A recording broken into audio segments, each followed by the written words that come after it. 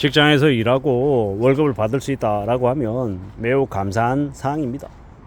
그걸 느끼는 사람들은 20대, 30대 초반의 취업준비생, 그리고 50대, 60대 재취업을 기다리고 있는 중장년들은 그 이야기를 뼈저리게 느끼죠. 근데 이제 직장을 다니고 있는 사람들, 저를 포함해서 말입니다. 그냥 월급 받는 게 당연하고 매달 일하면 다음 달 월급이 나와야지 이렇게 생각하는 사람들이 많습니다. 근데 제가 다니던 회사가 어려워서 월급이 밀렸던 적이 있거든요. 월급이 밀리니까 사람들의 분위기가 매우 안 좋더라고요. 월급이 밀린다, 그리고 퇴직금이 안 나온다, 이 말이 얼마나 직장인들에게 충격적인지 이루 말할 수 없습니다. 직장을 10년 다녔어요. 예를 들어서 월급이 400만 원이라고 쳐볼게요. 10년의 퇴직금은요 4천만 원입니다. 4천만 원의 퇴직금이 사라져버린다라고 생각하면 멘붕이죠. 20년을 다녔어요.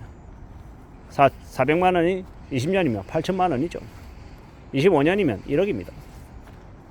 그냥 누가 준 1억이 아니라요, 자기가 개고생해가지고 열심히 일해서 쌓아놓은 퇴직금인데 그게 사라진다라고 생각하면 멘탈이 나갈 수밖에 없습니다. 월급을 받아야 되는데 월급을 못 받는다라고 하면 어떤 일이 벌어집니까?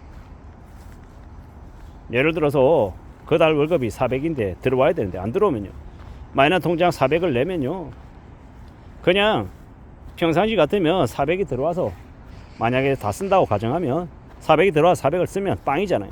그런데 월급이 안 들어오면요, 이번 달에 마이너스 400, 다음 달에 마이너스 800, 6개월만 지나면요 한 2,500, 3천만 원이 그냥 마이너스가 생기는 겁니다. 그건 나중에 갚아야 되는 돈이거든요.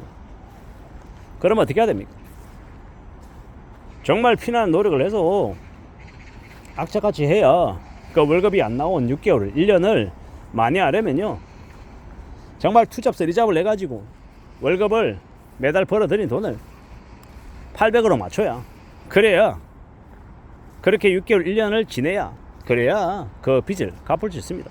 보통 사람들에게 예를 들어 6개월 급여가 안 나왔어. 그리고 난 위에 마이너스 빚 3천만 원이 생겼습니다. 그걸 갚는데 몇 년이 걸리겠습니까? 보통 사람들, 평범한 사람들에게는요 1년에 1,000만 원 갚기도 어렵습니다. 3년 만에 3천만 원 다 갚아서 플러스 마이너스 0을 만들었다라고 하면 그건 정말 대단한 일입니다. 그렇게 말할 정도로 빚이 무서운 거고요. 그 빚이 내가 흥청망청거려서 써서 생긴 빚이면 그래도 후회하고 반성하고 다음부터 안 그래야겠다라고 생각하면 되는데, 내 의도와 상관없이 월급이 밀려서 월급이 나오지 않아서 그런 지경에 몰려서 만약에 빚이 생겼다라고 하면 빚이 생긴 것도 그 빚이 생겼다라고 하는 그 답답함도 있지만 그런 여러 가지 상황들이 그를 되게 힘들게 만듭니다. 멘탈이 나가게 하고요, 무너지게 하고 되게 위축되게 만들죠. 월급을 가져다 주지 못하는데 그 가장이 집에 있는 아내에게 뭐라고 얘기할 수 있겠습니까? 되게 눈치 볼 수밖에 없고 되게 말이 나오기가 어렵죠. 정말 그렇습니다. 어느 날 이 30년 동안 얼굴도 안 봤던 제 친구라고 하는 녀석이, 어떻게 보면 친구가 아니죠, 그냥 대학을 같이 다녔던, 같은 시기에 다녔던 녀석일 뿐입니다. 저한테 이제 돈을 빌려 달라는 거예요. 자기네 가게에 월세를 내지 못했다고.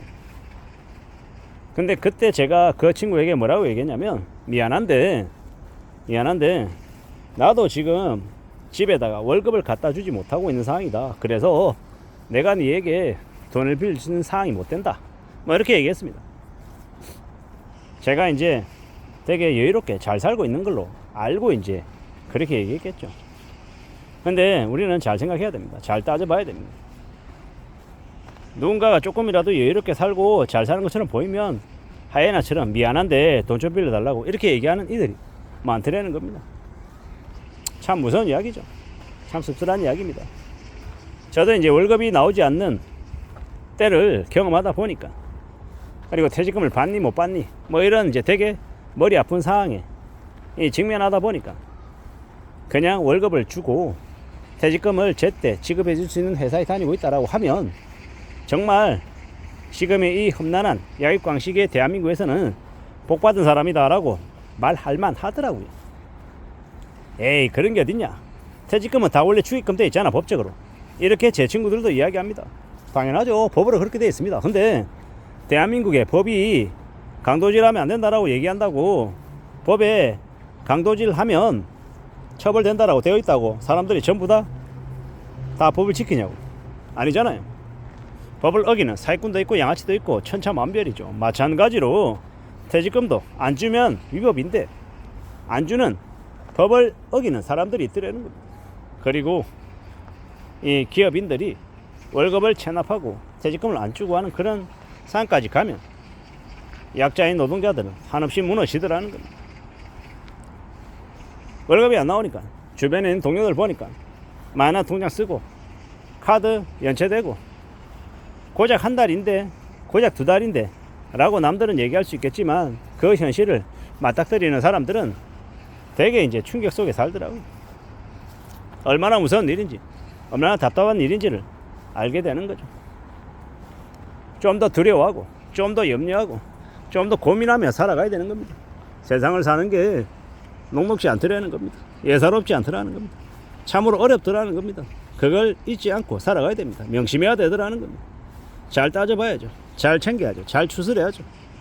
두려워하고 염려하고 고민하고 걱정하며 사는 게 보통 사람들의 모습인데 만만하지 않은데 너무 나대면 안 되겠더라는 겁니다.